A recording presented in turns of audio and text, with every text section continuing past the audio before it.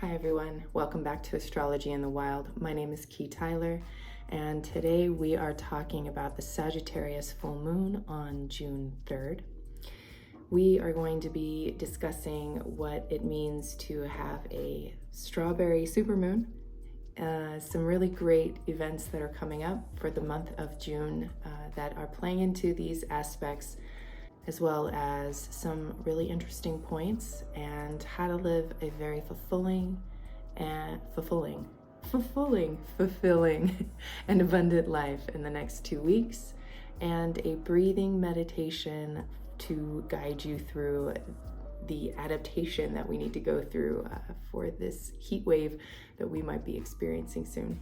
Stay tuned. Welcome. If you see me looking down, I am looking at my notes on my computer so that we stay on track. Today, again, we're talking about the Sagittarius full moon this month, June 3rd. It'll be on Saturday or Sunday, depending on where you live in the world. So this is a really cool moon. There is a lot of joyous optimism in the air. I can see it, I can feel it with different people that I'm talking to, different ideas that people are planning to bring into fruition. It's a really good time. So being positive shouldn't be too hard, because you were working on that the last moon cycle, which was the new moon in Taurus. We were coming out of really focusing on Venus and really thinking about our value system. Well, that's really not going to change with this moon. We're going to be still delving deep into that, but there's kind of some particularities that you'll be focusing on potentially. So, strawberry moon. The strawberry moon, it is called a lot of different moons. I would suggest that you go to the Farmer's Almanac to do a little research. I'll put that link down in the description below. But they basically add so much information on what a moon actually entails, where the name comes from, what lineages they take it from. Usually it's Native American lineage. So the strawberry moon is kind of a metaphorical representation of what's going on in the world. It's a lot of ripening. Fruit could be coming, early fruiting can be happening, or the ripening of already ready fruit. I was taking a walk in Davis the other day through the community garden and noticed that raspberries were coming to fruit. They're very cute at this moment in time, but they're not ready to actually harvest and eat. So that might be kind of an idea of metaphorically what's going on in our head process. Is there are a lot of ideas and there are a lot of beliefs that back these ideas to bring them to fruition. However, they're not quite ready to pick. So really getting clear on what those ideas are. They don't need to be all of the things that you've been thinking about over the past 2 weeks, but what actually feels ready to pick, what actually feels ready to manifest and become real, because right now we're working on bringing our dreams into manifestation. So early fruits, abundant times, things come into our awareness at this time during a full moon. It's when the sun and the moon are directly across from each other and the moon is illuminated by the sun. So when we experienced the last new moon, it was very dark in the sky. There were a couple planets in the sky, which you might have been able to see, which you can actually see right now too, which would be Mars and Venus are in the sky when the sun goes down. So take a look outside. Mars will be kind of smaller and reddish if you're able to see it really well. Otherwise, it'll look just kind of like a pinhole.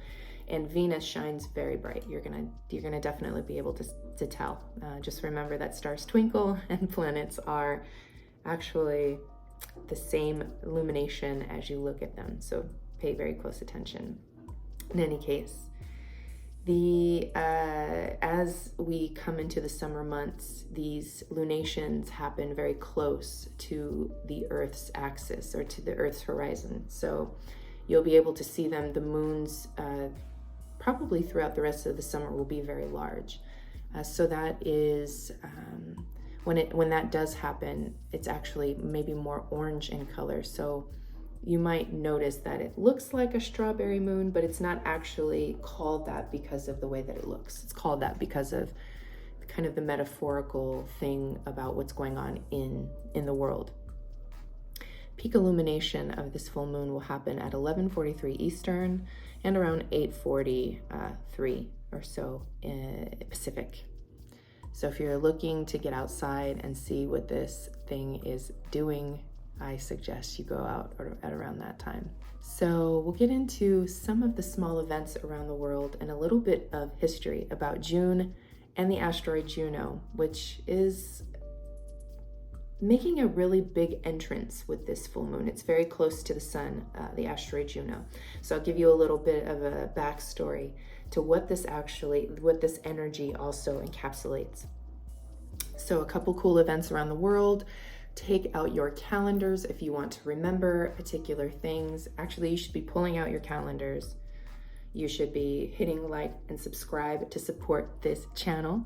And also, planning your month is a really good way of staying on track, especially energetically, so that you're not too overwhelmed. So, World Environment Day on June 5th. There is a lot of Taurus in the chart, and Taurus does represent our lands, sustainability, considering Mother Earth in general. However, the sun in Gemini represents our closest environments. So it's very cool to see these two things in play during the month of June. There is a lot of Taurus in the energy in the chart this year. However, I'm sure that in any other year, we'd be experiencing similar energies because they always do kind of differ from year to year. Not everything is the same. Planets don't always align in the same way. So Father's Day is going to be June 18th. Happy Father's Day to all of the fathers, puppy fathers, pet fathers, surrogate fathers, godfathers, fathers up in heaven. Daddy, I love you. That is coming on the 18th. This month is the beginning of Gay Pride Month, so you'll see a lot of flamboyance happening. That is also kind of tapping into this Leo energy that we have. Leo energy with Mars and Venus coming very close together in the next couple days after the full moon. It really plays to everybody really expressing themselves out loud and coming out into the world, coming out of the woodworks, waking up from slumber, being creative, having really great creative ideas. The sun is adding to that as well. Summer solstice is going to be June 21st. In Canada, it's going to be National Indigenous Peoples Day on the summer solstice. Then again, we already mentioned that the sunset of Venus and Mars will be quite beautiful, and especially during the crescent moon time, say probably the 23rd, around the 23rd or so, you'll be able to see a really beautiful alignment between Venus, Mars, and that crescent moon. This is also a very high month for weddings. A lot of people decide to get married during this time. The month of June, as well as kind of representing the asteroid Juno, which is in the chart, and I'll put it here. Juno is right next to the sun, and so it's really adding this story to the puzzle about where your intentions can be focused and what is around you that's supporting you. So this I got from the almanac, description and below. It's cool to go onto the internet and research all of the different things that kind of bring these energies together, and that's basically what I'm doing for you because I love you, therefore I research for you. Juno is the ancient Roman goddess of marriage and childbirth, and the month of June is a popular month for weddings. We did talk about that. As a natural extension of marriage, Juno was also the goddess of childbirth. Another interpretation of the origins of June says that the name from the Latin juvenus, young people who were celebrated at this time. So we also in astrology talk about how there's an eternal childhood with the sign of Gemini. They are always from beginning to end, into the trends, into the newness, into cataloging their environment and coming in with new information, just like a curious child. And not that they are childish, but they are childlike in their wonderment. And so you might find yourself being very full of wonderment this month. Juno in the Roman religion was the chief goddess and female counterpart of Jupiter, which is also interesting because Juno is opposite the moon, and we'll talk about the Sagittarius moon being connected with Jupiter. So this is a very big story that's playing out right now in our atmosphere, in our world. So she was chief goddess and female counterpart of Jupiter, similar to the relationship between Greek Hera and Zeus. Perhaps not surprisingly, given her role of protector of women and children, this powerful queen of gods was also considered the fierce protector and special counselor of the state and a guardian angel warning those of times in danger. So there is, I'm sure, a lot within some of you where you feel that there is a purpose that you are following, and that purpose is being peeled week by week like an onion. And so the things that you're impassioned by, the things that elicit emotions and feelings, these are tips on what your value system is waking up inside of you, and to also consider what's important and what's not. Now, you don't want to be fanatic about it, but I'll just say that the emotions and feelings of these next 2 weeks are really a great reminder and intuitive door knocking about what is lighting up for you right now. I know that for everybody it's different. This full moon hits everybody's chart in a different way because you were born on a specific day at a specific time. And so if you need help with that, if you are feeling called to figure out what all these planetary alignments are bringing for you specifically, you can visit my website at astrologyinthewild.com and book your natal chart reading with me. It's a wonderful consultation that kind of goes deep into who you are and what you are here to do. And we use evolutionary astrology. But until then, you can pull your birth chart on astro.com and see where you have Gemini and Sagittarius in the chart and do a little bit of research for yourself. It is always good to be an agent of your own information and knowledge. Okay, so we did explain the moon phase. When we are in a full moon, it is when the sun and the moon are directly opposing each other and they are maximum distance away from each other. It is also represented of a full ripening of ideas and manifestations.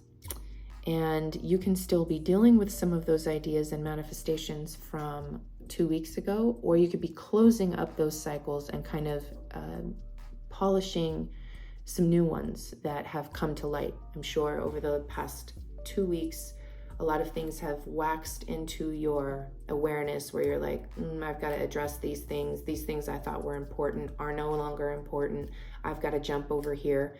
And so this moon is really giving that flexibility for you to kind of jump from different idea to another because you're really trying to get clear on the value system. I say that because let's talk about the sun.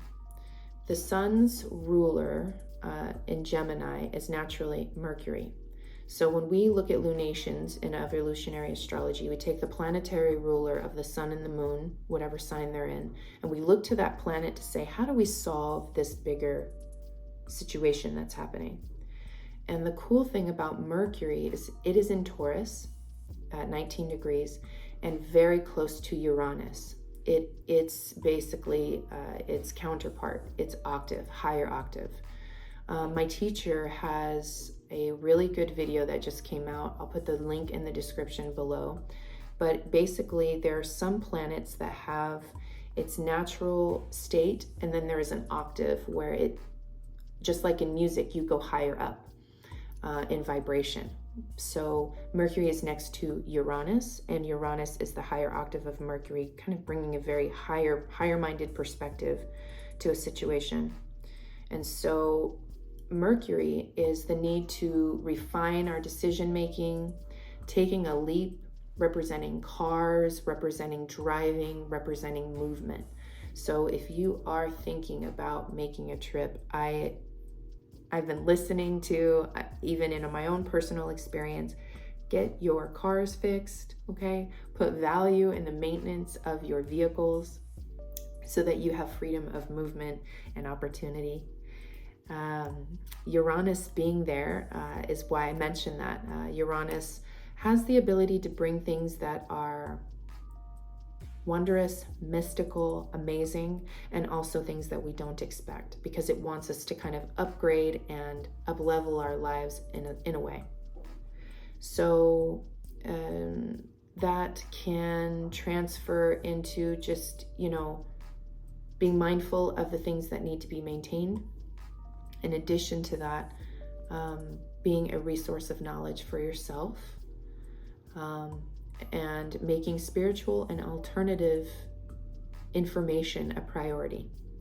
So, I'm a proponent of all kinds of medicines and all kinds of ways of healing, but there's a very higher-minded thought process when it comes to the body right now, and that is to get very clear about what we value about our bodies, what we are able to feed it in order to keep going at maximum capacity. Giving yourself more information about herbal remedies, about connecting with the earth, about stones, about getting out into nature and seeing how that changes your biorhythms. Those are going to be really great things to help support you during the next 2 weeks. As things come and go, as your moods fluctuate, keep yourself informed about ways that you at home can solve some of these things that you're feeling. That's always a great way. Mercury and Uranus together is giving the sun a very value-driven flavor. So it really is Venusian in astrological talk, which is basically, one's self-worth and values. How are you defining that, and where are you getting that information from? What is around you that identifies that language? The sun is talking about how are we identifying our purpose in life? How are we determining what our belief systems are? How are we cataloging the new world that's around us, that's playing out in front of us? And it's going against this belief system that may have been interjected on you, maybe something that you have directed yourself just due to your personal experience. And the planet Jupiter is coming in to say, hey, look, your values and your worth come from a very higher-minded place. The north node of the moon is right next to Jupiter. So both the sun and the moon luminaries are having these beautiful conversations with these other planets that are together and making union in the sign of Taurus. So all of it is still pointing to the sign of Taurus. I know we're out of Taurus season, but there were a lot of really yummy things we learned and were cultivating in Taurus season that we're really trying to bring out into the world. We're really trying to develop really good systems around our money, around our bodies, around the way we eat.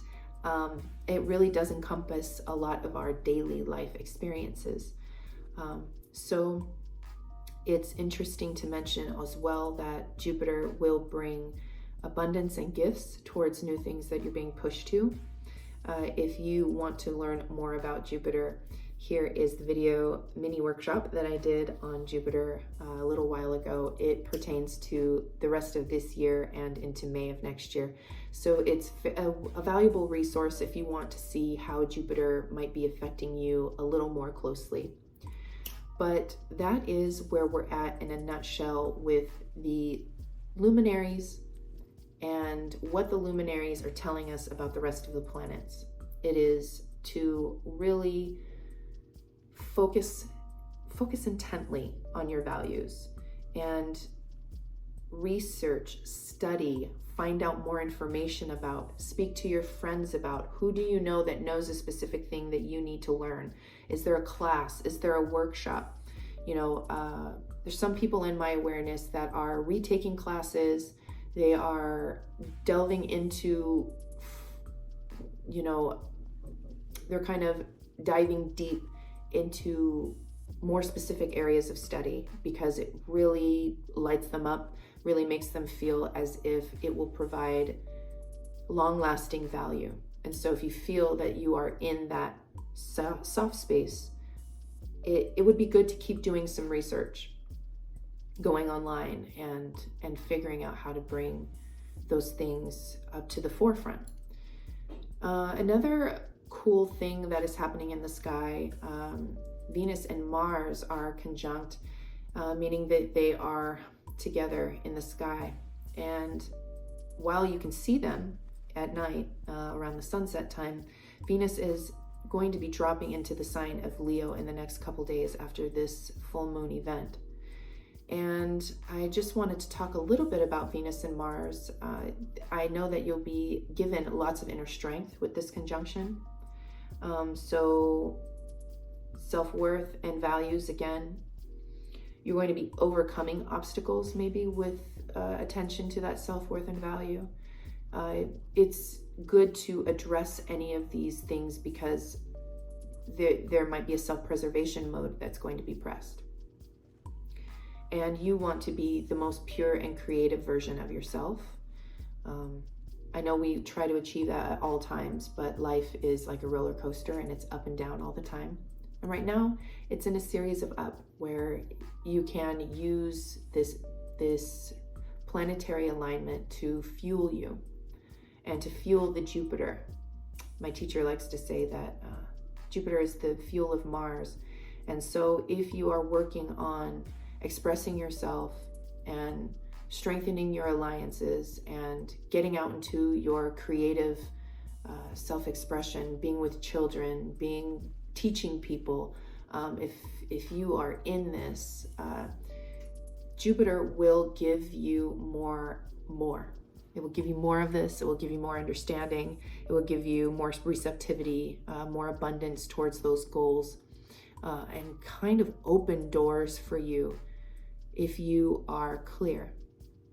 And clarity can be achieved if you just breathe. So a couple more minutes of this video, we will drop into a very small meditation breathing exercise that can get you to really elevated states of calmness so that the ideas will come into your head.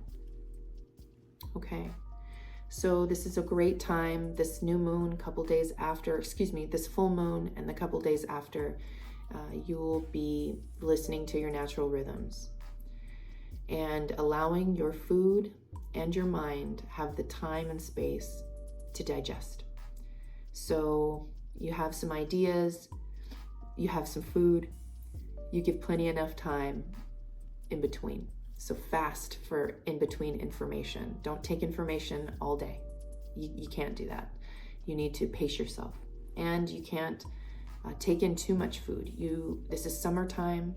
You know, there are a lot of calories being burned just due to, you know, the heat fluctuations and or the cold fluctuations depending on where you are in the world. However, just because of Jupiter's influence of kind of making us go a little overboard, we want to make sure that there's plenty of time for your body to process food and to process the things you've eaten and taken in so that you can build a really nice foundation upon that. So we are coming towards the end of our video here. I just wanted to announce that coming soon, I will be offering Kundalini Yoga online and also in person in Davis, California. That should be coming in the next 2 weeks. I am talking to the owner of Heartscapes Reiki. We have a beautiful collective at her studio that's growing. A lot of different healers, counselors, and masters of their own domain coming together and offering some really great services in person. And I have been called to offer those services to those that have been asking me for them. So if you are interested in Kundalini Yoga, if you are interested in planning your astrological life, I applaud you, I ask you, I honor you as you walk through the door of that offering when it comes soon. It will likely be an 1.5-hour dynamic yoga class, and we will talk about the astrological energies that are coming, so you can bring your planners. For now, I will be making that available for you to read upon on my website in the next couple days. And don't forget to like and subscribe. Don't forget to go to my website and sign up for the email list. That way you are in the know about what new things are coming up to support you. In conclusion, this time can be used to identify what you have versus what you need. So really determining what that is for you. What do you have that is of resource and value now? What do you not need from that? And where can you get the rest of your needs met? You can get a lot of your needs met through knowledge and gathering more experience about the things that you want to know. It's also a really great time for movement. Like I said, get your cars fixed, get your check engine lights done. If you are going for a small trip or a large trip, it's a nice time to change your awareness and to ignite that love for life into your heart again. And maybe I know a lot of people who feel restless during this time, and so getting out into the wilderness, taking a drive, just getting out of your normal rut can really open up your horizons mentally and physically and allow these really good, abundant thought processes to come in and change the way that you're experiencing life. If you're feeling called to create the ultimate experience with whatever project you're starting, with whatever people you're working with whatever event that you're planning, if you really strive to make it the most driven and love-filled experience that you can, it will turn out most wonderfully. So this is a really good month for planning those types of things. Even if it's not going to happen in this month, if you're planning for something to happen in July, now is still a really good time for that planning, because a lot of creative juice will go into that. I think that is all that I have for you at this great moment. Thank you again for joining me for the full moon in Sagittarius happening on June 3rd. I wish you all of the luck and abundance that this world has for you. I hope that you're able to remain open, to feel alive about your life, to feel light, to feel movable, to feel fluid. Have fun this month. Go outside. Enjoy your friends. Enjoy some family time. Love, love, love. Research your life. Research what is coming next. And I'll be having a video about Kundalini Yoga coming out soon. If you're interested in knowing about the mystical knowledges of yoga and how to utilize it for a particular outcome. Thank you so much.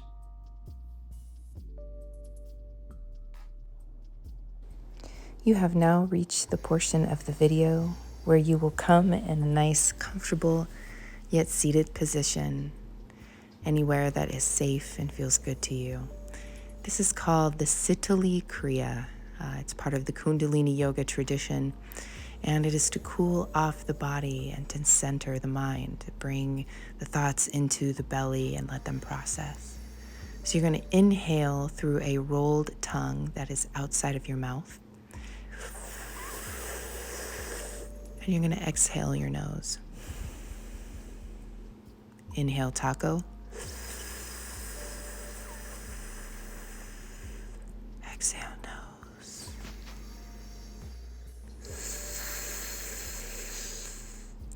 Exhale, nose. As you inhale, think about all of these mind thoughts, everything that's around you. And I want you to think about the importance of sucking in all of that that's around you, bringing it down into the belly, deep into the belly, and then exhaling it through the nose as if you're going to let it go.